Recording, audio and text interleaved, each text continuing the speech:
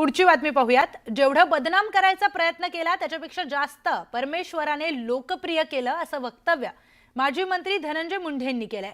मन साफ असेल तर नियती सुद्धा आपल्या सोबत राहते असं म्हणत त्यांनी सरकारलाही टोला लगावलाय।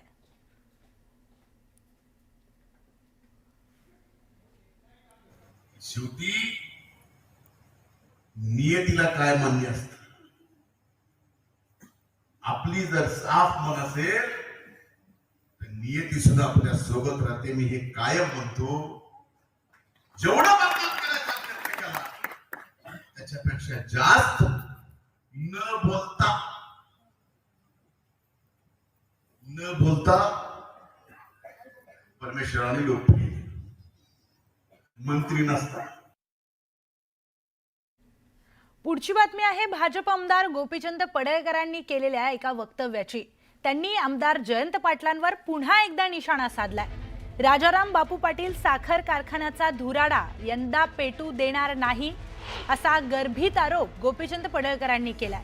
जतचा साखर कारखाना हा सभासदांचा असून तो त्यांना परत मिळवून देण्यासाठी मोठा संघर्ष करू, प्रसंगी कायदेशीर आणि रस्त्यावरची लढाई लढू असं पडळकर म्हणाले। दरम्यान कारखाना ढापण्यामध्ये आला असून तो सभासदांच्या मालकीचा झाला पाहिजे अशी मागणी देखील पडळकरांनी केली आहे। तालुक्यातल्या लोकांना माझं आव्हान आहे की तुम्ही सगळे एकत्र या।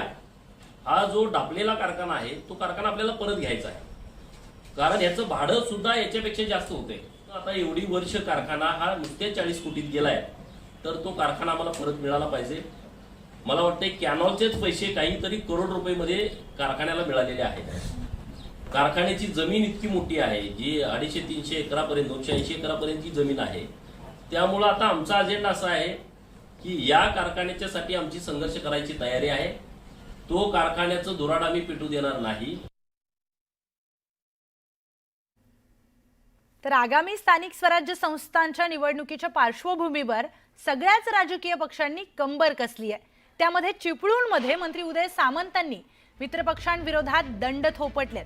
आपल्याला महायुती म्हणून निवडणुका लढायच्या आहेत, पण जर कुणाला खुमखुमी असेल तर आपला धनुष्य बाण कसा चालतो हे देखील दाखवून देऊ असा इशाराच मंत्री उदय सामंतांनी दिलाय।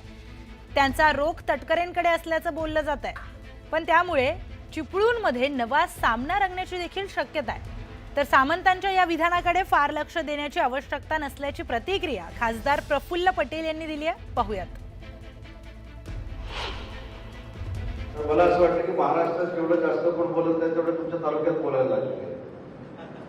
आम्ही स्वबळावर लढणार आहोत, आम्ही जिंकलोच आहोत, आमच्याकडे ही संस्था आहे, आमच्याकडे ती संस्था आहे, आम्ही 33,000 शेतकऱ्यांपर्यंत पोहोचलेलो आहोत।